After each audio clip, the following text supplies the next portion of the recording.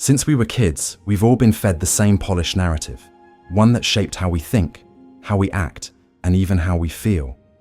It starts early. If you get straight A's, you'll have a bright future. Then it evolves. If you get into a top university, you're set for life. Later, the story morphs again. If you land a good job, then you'll finally be happy. And so, we keep running, like hamsters on a wheel, always chasing the next milestone, never pausing to ask, what if happiness was never at the finish line? But no one tells you the truth. This race never ends. Do you know anyone who achieved all their goals and suddenly said, I'm done, I'm whole, I need nothing more? Of course not. The moment one goal is reached, another appears on the horizon. It's an endless loop, a system designed to keep us chasing. Picture someone like Ethan. He did everything right, got into Stanford, landed a job at a reputable firm, climbed the ladder. On paper, he made it. But deep inside, a quiet emptiness. Each achievement only fed the next ambition. Maybe I need a better title, he thought. Then it was a new car, a condo with skyline views. But the feeling never changed. Every win came with a whisper. Not yet, but soon. Ethan didn't realize it, but he was trapped in the cult of almost there. And it's not just him, it's all of us.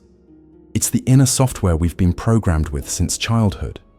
Eastern philosophy teaches us that the mind lives mostly in two places, the past and the future, rarely in the present.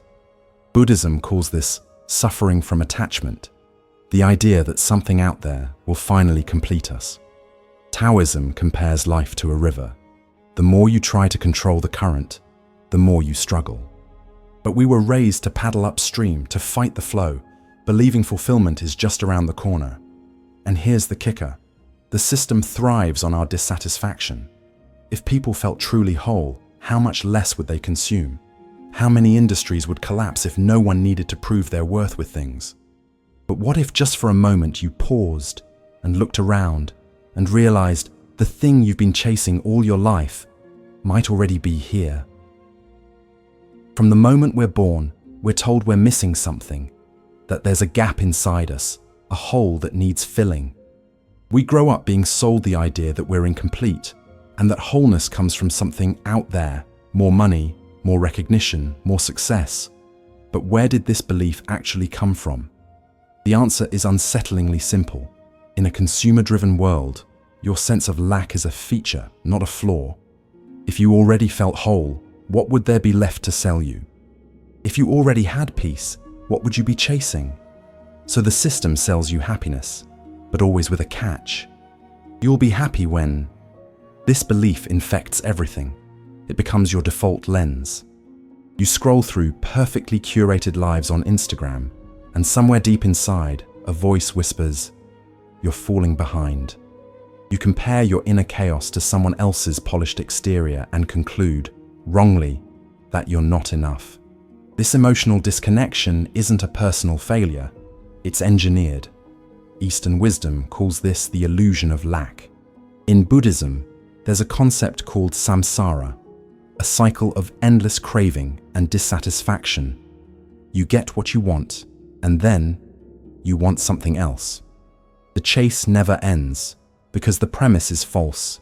It begins with the lie that you are broken. But what if you stopped believing that? What if, instead of reaching outward, you turned inward and saw that nothing's missing? That you were never incomplete to begin with? That one shift in perspective can collapse decades of striving? It's radical because it threatens everything the world has told you to chase. If you're already whole, then all the proving, comparing, and upgrading loses its grip. Suddenly, you no longer need to become anything. You simply are. Here's the challenge. Most people never dare to stop. Because when you stop, you come face to face with a deeper fear, that you've spent your entire life chasing a mirage, that the ladder you've been climbing was leaning against the wrong wall all along. So ask yourself, who profits from your restlessness? And what would your life feel like if you no longer needed to become anything more? Pause for a second. How many times have you told yourself that life will be better someday? When you land that dream gig, when you finally meet someone who gets you, when your bank account looks a little more grown up. But what if that future never actually arrives? And what if, the moment it does, your mind is already chasing the next thing? That's the trap. Time has become the mental cage that keeps us chasing a tomorrow that never comes. Since childhood, we've been taught to view life as a straight path, with milestones, promotions, achievements, a linear sprint towards some final version of success. But that's not how reality works. In Eastern philosophy, time isn't a straight line. It's a flowing river. The present moment isn't a stepping stone to the future. It is the only place that actually exists. Zen master Thich Nhat Hanh once said, "Peace is in the present moment. If you truly live now, you'll never need to chase the future." But we've been trained to do the opposite. We're addicted to the illusion that something better is always just ahead, and so we postpone our presence. We delay our joy. We become so focused on arriving that we forget to actually live. We treat life like a waiting room, waiting for weekends, waiting for promotions, waiting for the moment when everything will finally feel right. But later is just an idea. It doesn't exist. And most people are wasting the only thing they truly have, this moment, on a fantasy of one that may never come. Think of life as a piece of music. The goal isn't to reach the last note, it's to feel every single chord. If joy were only found at the end, then the greatest symphonies would be nothing but one final bang. But life, like music, is meant to be felt, not finished. So why do we keep sprinting through a song that was meant to be danced? And more importantly, what would happen if we stopped? How many times have you tried to micromanage life, believing that if you could just plan everything, you'd finally find peace? That if you worked harder, optimized more, stayed one step ahead, then maybe, just maybe, things would feel right. But no matter how hard we try, there's always something that slips through our fingers. Life doesn't obey our blueprints, and deep down, we know that. Still, we're raised in a culture that worships control. We're told that the more power we have over outcomes, the safer we'll be. That success means forecasting every step, crushing goals, eliminating risk. But the universe doesn't follow checklists, and reality doesn't read your to-do list. Taoist philosophy offers another way, something called Wu Wei, or effortless action. It's not laziness, it's alignment. It's what happens when you stop fighting the current and learn to flow with it instead. Picture a surfer. He doesn't try to tame the ocean. He learns to ride its chaos with grace. But when you try to grip water tightly, what happens? It slips away. The same goes for life. The Western mind finds this infuriating. We crave formulas, 5-year plans, metrics of certainty. But control is a drug, and it has side effects: anxiety, burnout, disconnection. We become prisoners of our own expectations, constantly trying to mold reality into a version we can predict, fearing any deviation. But life is not a spreadsheet. It's not meant to be mastered. It's meant to be experienced. True freedom comes not from controlling chaos, but from learning to navigate it with presence and trust. When you release your grip, you gain something else: awareness, space, breath. Our obsession with control is just fear in disguise. We fear the unknown, so we build routines, strategies, safety nets, thinking they'll protect us. But they often just imprison us further. We end up anxious, overwhelmed, stuck in a loop of overthinking. Now imagine this. What if you stopped resisting uncertainty? What if, instead of bracing for what's next, you softened into what's now? You'd discover a strange paradox. The moment you stop grasping for control, you start to feel free. But if control is an illusion, and if happiness isn't waiting at the finish line, then what happens when we finally stop running? What if, for once, you just stopped? Not gave up on life, but stopped chasing a future that was never real? What if you saw, with brutal clarity, that there was never a finish line? No golden moment where everything finally clicks. Just this moment, right now. At first, what rises is fear. The mind panics. It screams, "But what about my goals, my dreams? If I stop, won't I fall behind?" That's the programming talking. We've been conditioned to believe that slowing down is failure, that rest is weakness. But Eastern wisdom tells a different story. A flower doesn't rush to bloom, yet it blossoms at the perfect time. When you drop the illusion of running, something unexpected happens. Your anxiety loses its grip, because you're no longer feeding the machine of future thinking. You begin to live as you are, not as you were told to be. And that's where life gets real. You begin to notice beauty again. A stranger's laugh, the wind against your skin, the way light filters through the window at 4:17 p.m. You become more sensitive to your own rhythm. Your intuition sharpens. You stop asking life to justify itself and begin to receive it fully. Science backs this up. Studies show that the happiest people aren't the ones with the biggest wins, but those who've learned to be fully present. A Harvard study found that nearly 47% of the time, our minds are drifting, lost in past or future. And this mental wandering is directly linked to unhappiness. In other words, the less present we are, the more we suffer. But here's what no one tells you. Presence isn't passive. It's powerful. When you stop running, you don't fall behind. You actually arrive. You step into your body, into your clarity, into your power. And this is where true freedom begins. If there's nowhere to get to, there's no need to rush. If there's no final destination, life stops feeling like a burden and starts feeling like a river. You don't force the flow, you become it. So maybe the real question isn't, what must I achieve to be fulfilled?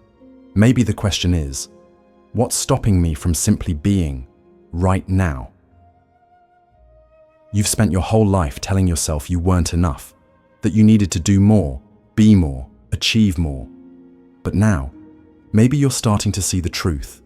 What if life was never about reaching somewhere?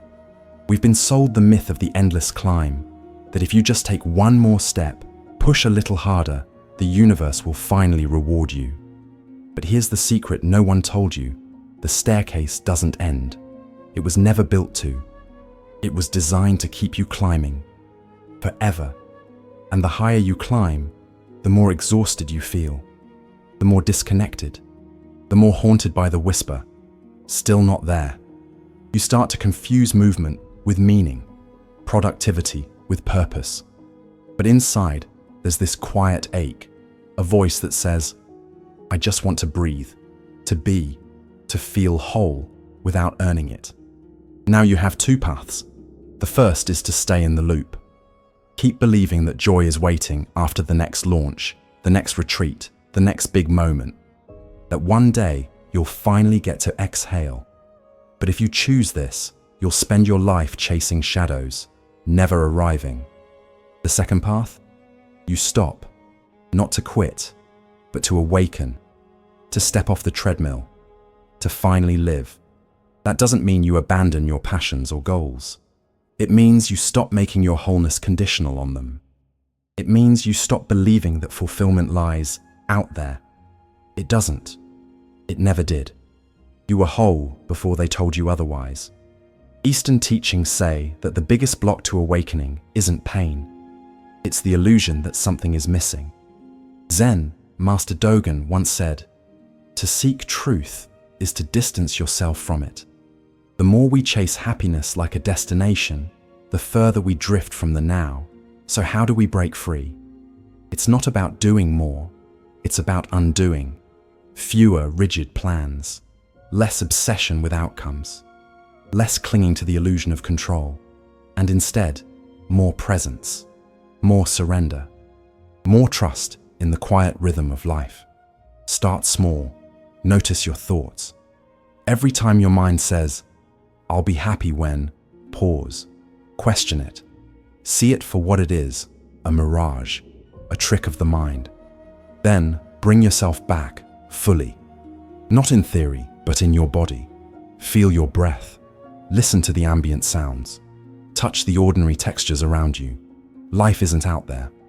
It's happening right now as you watch this. Let go, not as a loss, but as a return. Embrace uncertainty instead of resisting it. Trade the myth of control for the truth of flow.